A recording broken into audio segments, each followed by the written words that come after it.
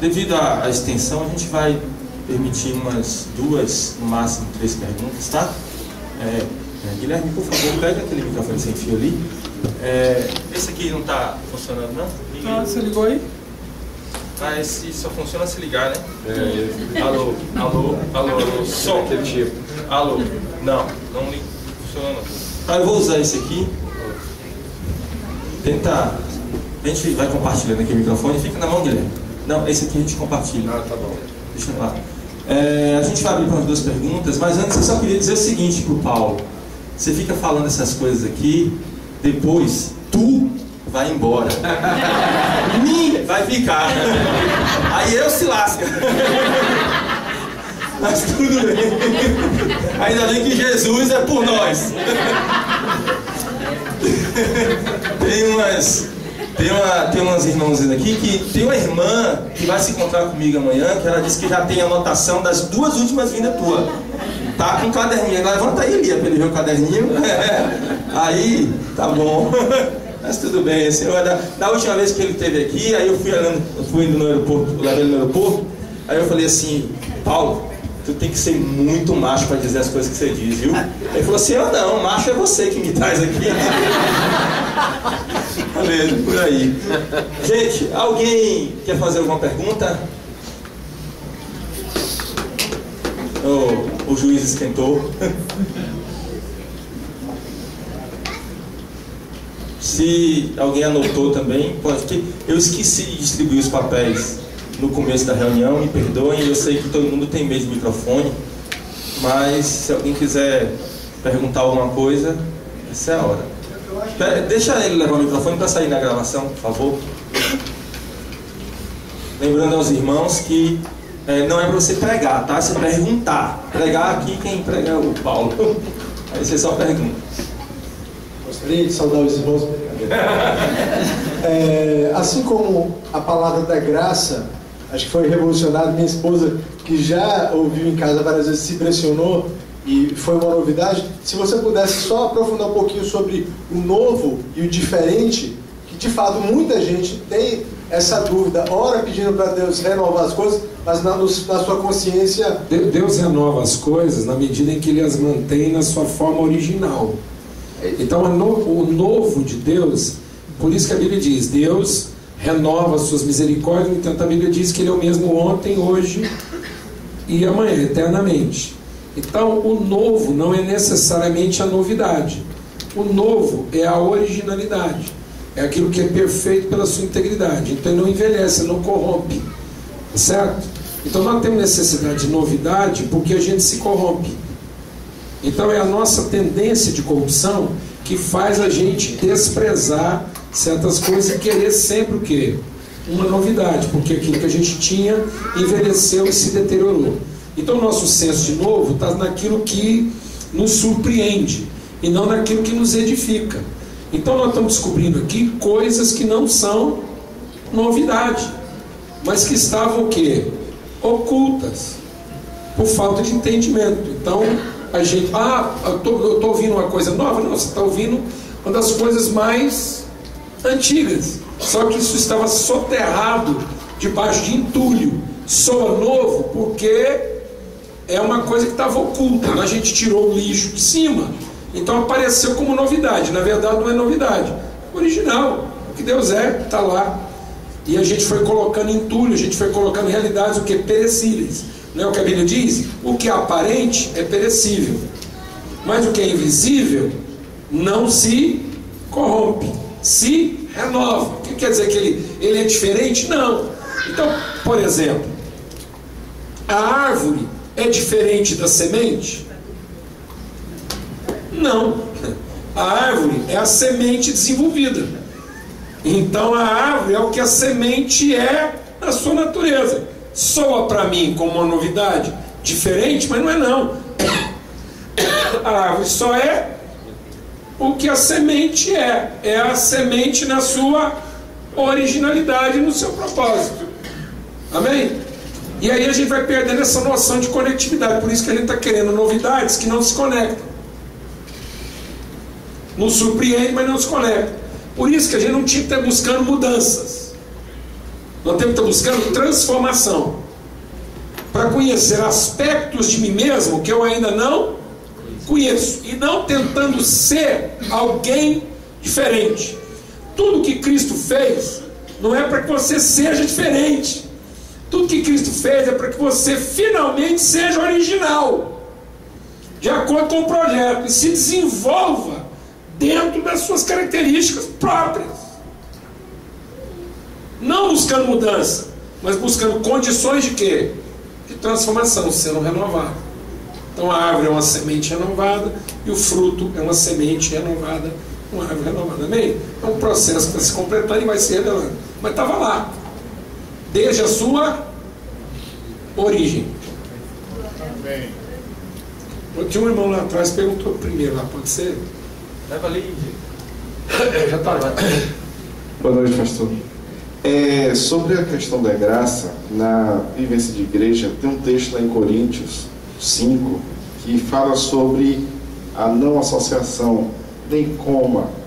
Eu já tive experiência de ouvir isso para relacionamentos dentro da igreja, mas eu queria ouvir um pouco sobre isso, aplicando, né, para combater a ideia de que você tem que se afastar das pessoas, você não deve ofertar, no caso. Presta atenção.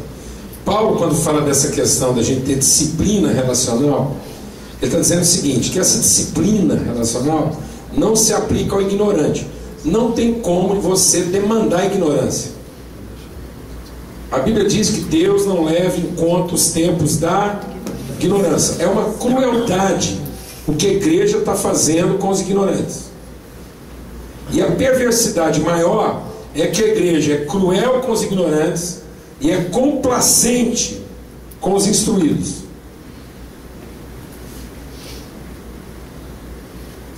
É crueldade. A gente está se permitindo punir gente ignorante e ser conivente com crente safado.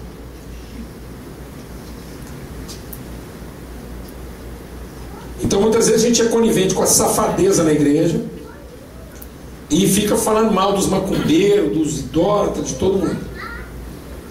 Franqueza é os endemoniados. Então vou falar uma coisa para você, amado. Existe um ser pior do que o endemoniado. É o demonizado. E o demonizado é o religioso. Jesus falou para os fariseus, Jesus falou assim, vocês fariseus, o pai de vocês é Satanás. E não há registro bíblico que caiu um fariseu processo.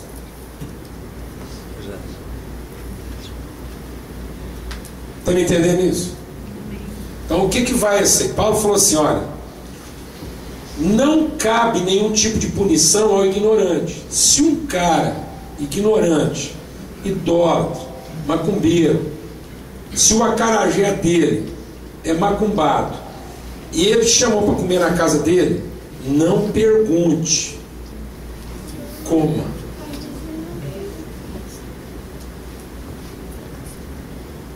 Não pergunte, coma.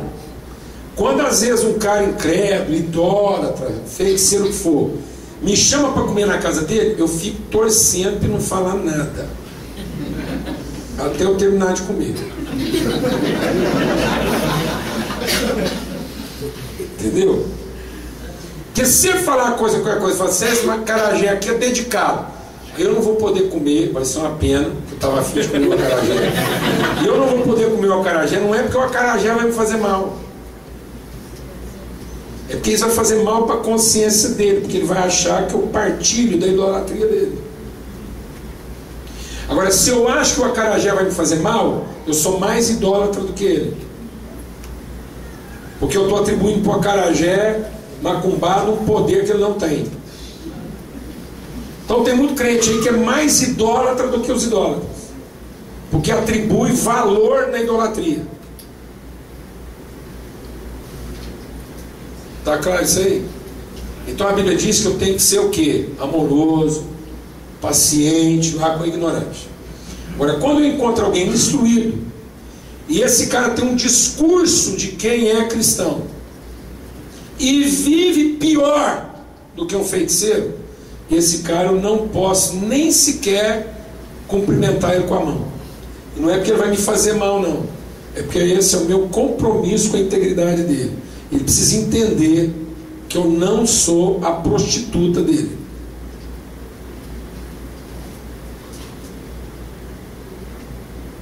Entendeu isso?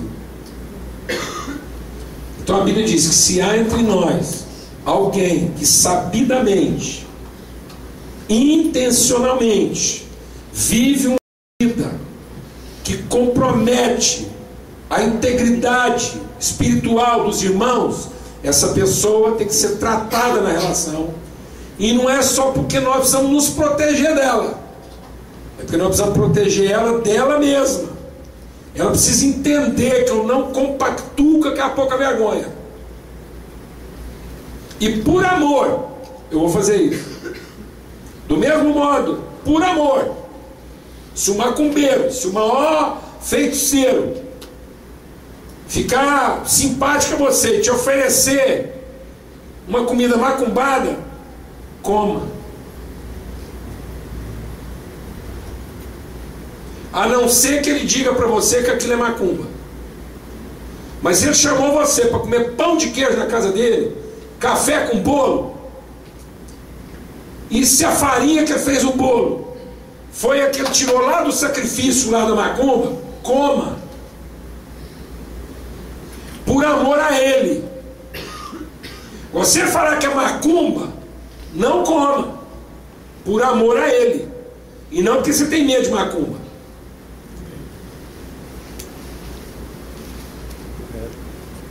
Isso aqui é uma reunião de crente. Quantos deuses há no mundo, mano?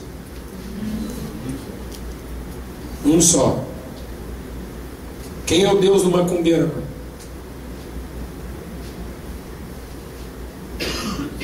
Quem é, mano? Eu não estou perguntando para o macumbeiro, estou perguntando para você. Não me responda como um macumbeiro, me responda como um filho de Deus. Quem é o Deus do macumbeiro, mano? O nosso. Então eu não estou lá para levar o meu Deus para ele.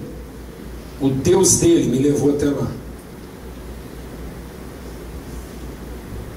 para salvá-lo da sua ignorância.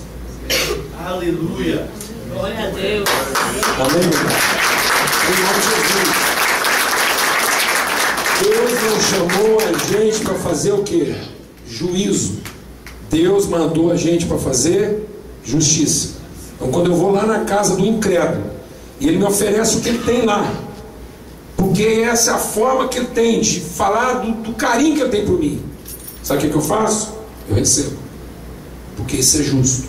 E quando tem um safado na congregação que está corrompendo, pervertendo todo mundo, nós vamos tratar ele com firmeza, porque isso é justo. E não porque nós estamos fazendo juízo. É porque não é justo esse cara bagunçar com a vida dele e a de todo mundo. Amém? Amém. Amém, meu irmão? Em nome de Jesus. Pastor Paulo, falamos pouco nas nossas igrejas sobre o Espírito Santo e a sua missão. E aí, em poucas palavras, né? Como você explicaria um pouquinho mais essa comunhão? Talvez seja por causa disso, não falamos muito, não vemos muito o Espírito Santo por causa disso, essa nossa comunhão, essa nossa relação nesse ambiente, às vezes tão confuso, tão conturbado. Bem, eu vou encerrar a pergunta nessa aqui, tá, gente, por causa do horário, e aí depois a gente encerra. Pode pegar o microfone. Ó, um dos problemas que a gente tem é porque a gente inverteu. Nós estamos vivendo uma relação invertida. A palavra de Deus diz que nos últimos dias a gente daria ouvido a ensino de demônios. O que o demônio vem nos ensinar lá? O que foi o primeiro ensino de demônio? Mediante o que você fizer, você será. Isso é ensino de demônios. Porque o ensino divino é: eu farei segundo o que eu sou. Façamos uma imagem de quem nós somos. O diabo veio e disse: não, você não é. Faça que você será. Então isso inverteu o fluxo. Aí eu deixei de agir por uma convicção e passei a agir por uma pretensão, por uma expectativa. Aí tudo que não vem de fé é pecado. Então a primeira coisa que eu preciso entender é que o Espírito foi dado. Então eu quero ter o Espírito de Deus. E todo aquele que quiser ter o Espírito de Deus, ele dará. E o Espírito de Deus não é para aqueles que querem alcançar Deus com os seus esforços. O Espírito de Deus é para aqueles que querem conhecer a Deus e a sua vontade. Amém. Então nós estamos tendo um pouco do Espírito, porque o Espírito que está nos levando a querer o Espírito é o Espírito errado. Porque nós não estamos tendo o Espírito de quem quer conhecer. Nós estamos dizendo a Deus como é que Ele tem que nos satisfazer, nos dando o Espírito dele. Olha, se Deus nos satisfizer dando o Espírito dele, esse já não é o Espírito de Deus. Amém? Então eu vou usar, para você ver o tanto que isso é grave, eu vou usar um versículo bíblico aqui para a gente entender a gravidade disso. Que isso é grave, que ele perguntou que é muito grave. Para a gente entender por que nós não estamos vivendo uma vida no Espírito. Eu vou citar um versículo de Efésios. Vou citar e vocês vão me responder o que vem à sua mente. Tá bom? Mas antes de citar o versículo, eu vou te dizer o seguinte: o que é o significado da palavra, do nome, o que é o verbo?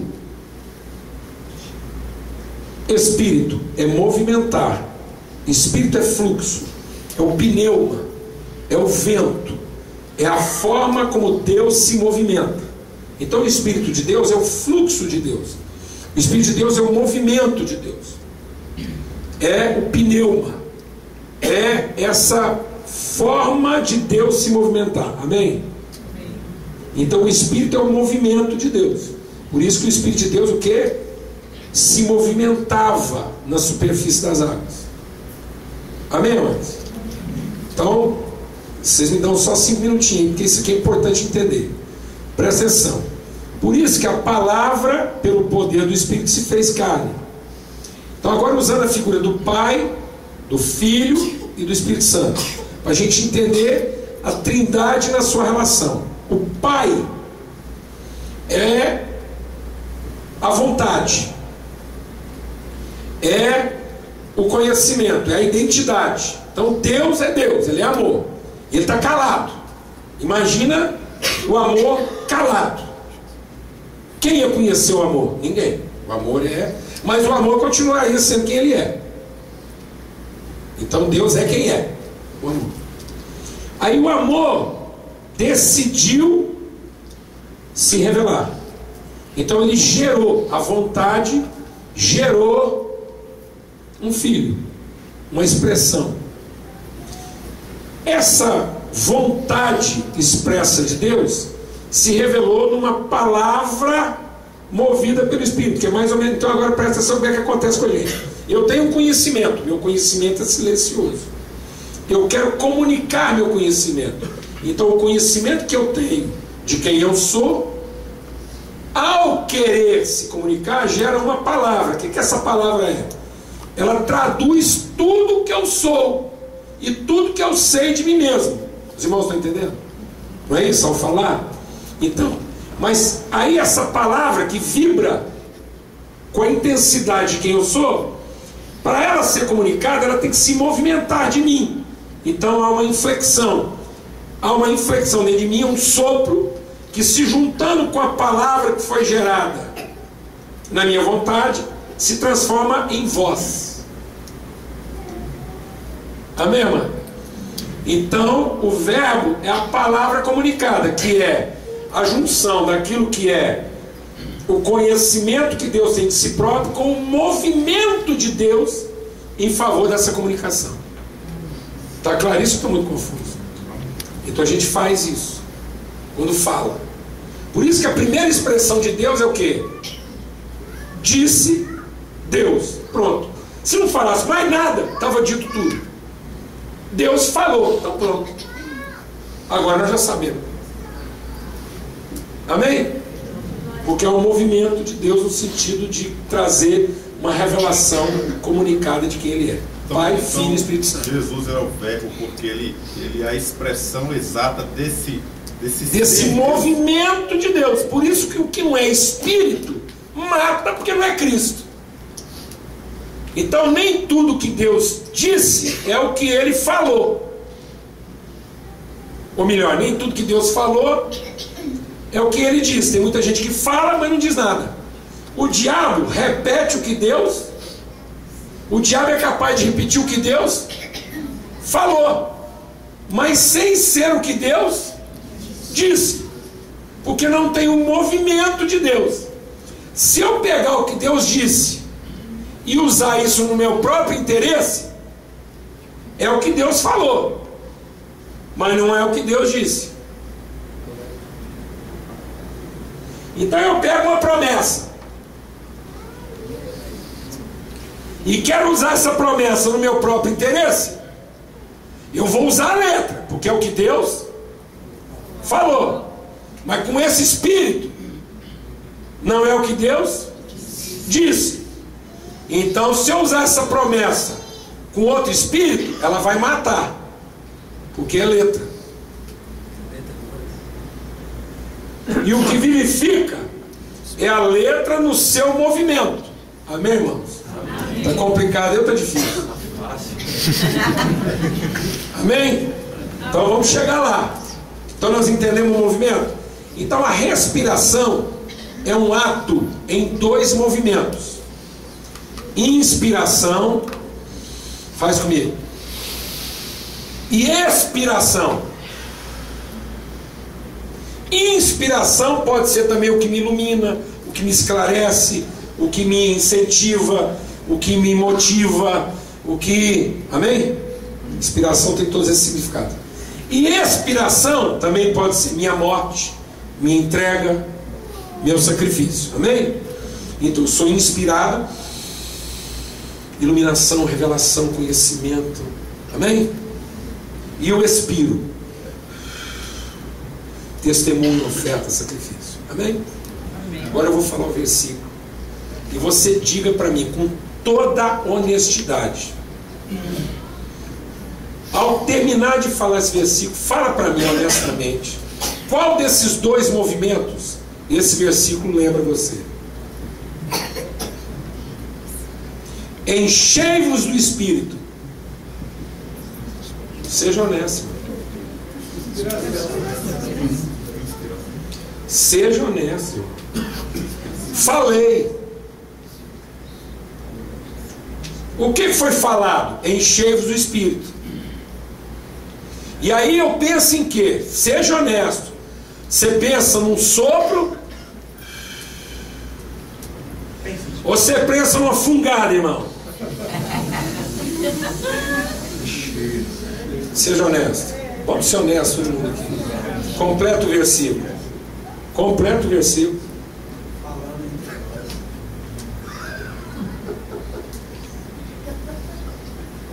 Era para encher eu, amados? Nunca foi. Era para encher falando, mano, não é fungando. Eu ouvi.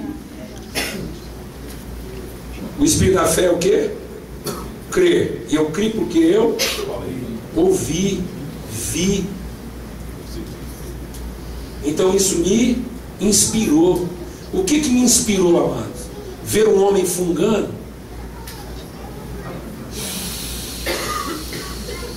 Não, o que me inspirou, amado? Ver um homem soprando.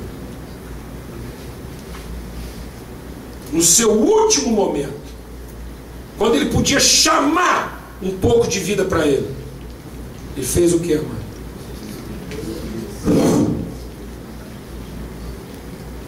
O que ainda não tinha saído, ele soprou. Isso me inspirou. Então eu fui inspirado por um homem que sopra e não por um homem que funga. Como eu era um homem com funga, o dia que eu vi um homem expirando, eu me inspirei de um homem que expira. E agora eu expiro para inspirar outros. Amém. Então hoje eu sou um homem que sopra e não um homem que funda. Aqueles que nasceram do Espírito são o quê? Espírito soprante. Mas nós estamos gerando um povo que só sabe o quê? Quando nós estamos buscando o Espírito na igreja, nós estamos fazendo o quê? Fala para mim. Está todo mundo lá o quê? Enche Deus! Enche! Em vez de estar todo mundo, enche Deus! Enche Deus! Enche Deus! Enchei-vos. E não enchei-vos. Então, amados, ninguém morre por falta de ar. Asfixia não é falta de ar. Por que a pessoa fica asfixiada? Ou porque a musculatura dela enrijeceu, ou porque a musculatura dela ficou flácida. Então ela não consegue mais dar a contração necessária para gerar um fluxo para fora. Então ele fica asfixiado porque ele se contamina com o ar que ele não expirou.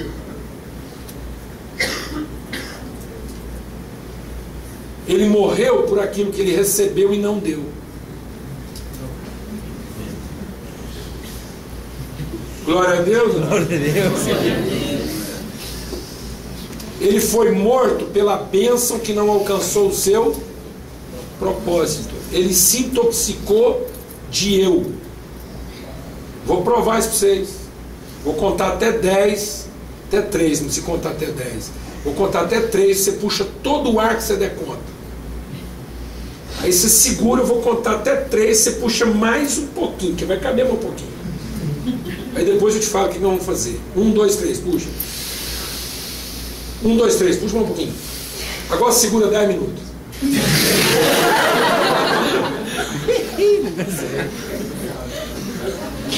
Você sabe quanto tempo uma pessoa leva para se intoxicar com o ar que ela inspirou? Menos de 3 minutos. Em 2 minutos ela está asfixiada de ar. Então a asfixia é porque a pessoa perdeu a capacidade de expirar. E ela morre intoxicada de si.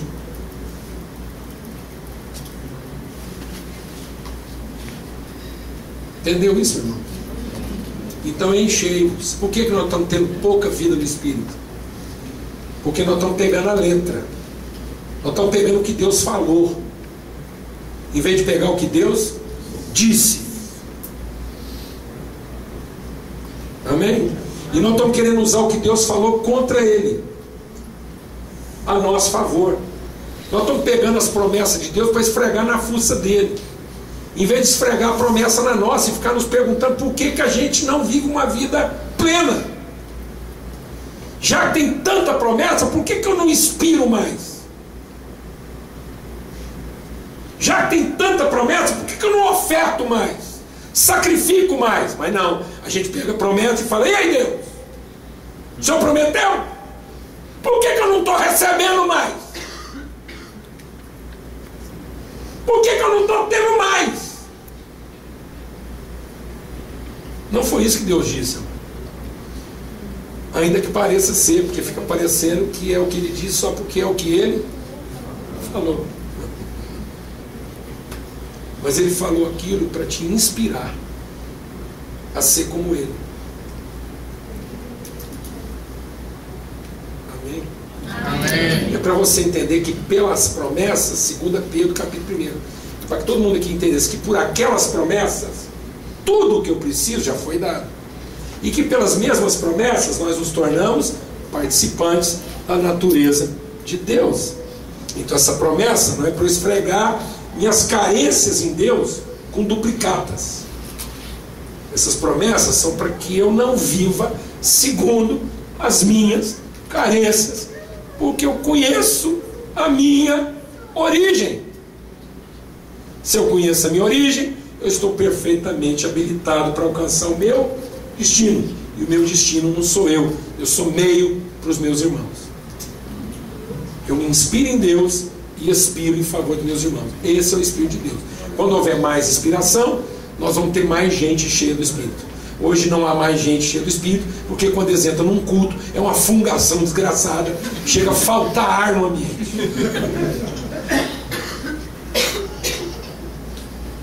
Sai todo mundo cheio de quem? De si, celebrando o seu empoderamento e não o seu quebrantamento.